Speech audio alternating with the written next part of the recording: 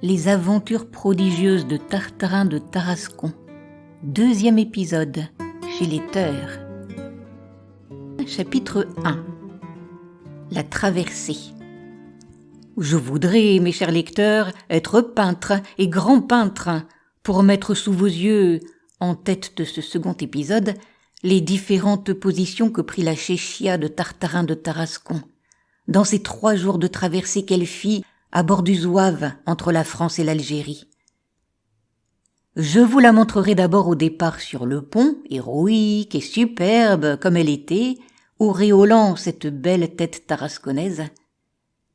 Je vous la montrerai ensuite à la sortie du port, quand le Zouave commence à caracoler sur les lames. Je vous la montrerai frémissante, étonnée, et comme sentant déjà les premières atteintes de son mal. Puis, dans le golfe du Lion, à mesure qu'on avance au large et que la mer devient plus dure, je vous la ferai voir aux prises avec la tempête, se dressant effarée sur le crâne du héros, et son grand flot de laine bleue qui se hérisse dans la brume de mer et la bourrasque. 4e position, 6 heures du soir, en vue des côtes corses. L'infortuné chéchia se penche par-dessus le bastingage et, lamentablement, regarde et sonde la mer. Enfin, 5e et dernière position, au fond d'une étroite cabine, dans un petit lit qui a l'air d'un tiroir de commode, quelque chose d'informe et de désolé roule en geignant sur l'oreiller. C'est la chéchia, l'héroïque chéchia du départ, réduite maintenant au vulgaire état de casque à mèche et s'enfonçant jusqu'aux oreilles d'une tête de malade blême et convulsionnée. Ah, si les Tarasconnais avaient pu voir leur grand Tartarin couché dans son tiroir de commode sous le jour blafard et triste qui tombait des hublots, parmi cette odeur fade de cuisine et de bois mouillé, l'écœurante odeur du paquebot, s'ils l'avaient entendu râler à chaque battement de l'hélice, demander du thé toutes les 5 minutes et jurer contre le garçon avec une petite voix d'enfant, comme il s'en serait voulu de l'avoir obligé à partir.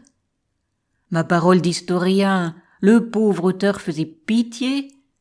Surpris tout à coup par le mal, l'infortuné n'avait pas eu le courage de desserrer sa ceinture algérienne, ni de se défubler de son arsenal. Le couteau de chasse à gros manches lui cassait la poitrine. Le cuir de son revolver lui meurtrissait les jambes. Pour l'achever, les bougonnements de Tartarin Sancho qui ne cessaient de geindre et de pester. « Imbécile, va, je te l'avais bien dit. Ah, tu as voulu aller en Afrique ? Eh ben, la voilà, l'Afrique. Comment la trouves-tu » Ce qu'il y avait de plus cruel, c'est que du fond de sa cabine et de ses gémissements, le malheureux entendait les passagers du grand salon rire et manger, jouer aux cartes, chanter. La société y était aussi joyeuse que nombreuse à bord du Zouave. Des officiers qui rejoignaient leur corps, des dames de l'Alcazar de Marseille, des cabotins, un riche musulman qui revenait de la Mecque, un prince monténégrin très farceur qui faisait des imitations de Ravel et de Gilles Pélès. Pas un de ces gens-là n'avait le mal de mer.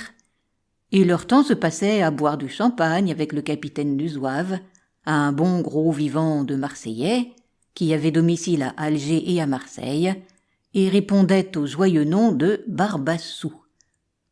Tartarin de Tarascon en voulait à tous ces misérables. Leur gaieté redoublait son mal. Enfin, dans l'après-midi du 3e jour, il se fit à bord du navire un mouvement extraordinaire qui tira notre héros de sa longue torpeur. La cloche de l'avant sonnait. On entendait les grosses bottes des matelots courir sur le pont. « Machine en avant, machine en arrière !» criait la voix enrouée du capitaine Barbassou. Puis « Machine, stop !» Un grand arrêt, une secousse, et plus rien. Rien que le paquebot se balançant silencieusement de droite à gauche, comme un ballon dans l'air. Cet étrange silence épouvanta le Tarasconnais. « Miséricorde, nous sombrons !» cria-t-il d'une voix terrible, et retrouvant ses forces par magie, il bondit de sa couchette et se précipita sur le pont avec son arsenal.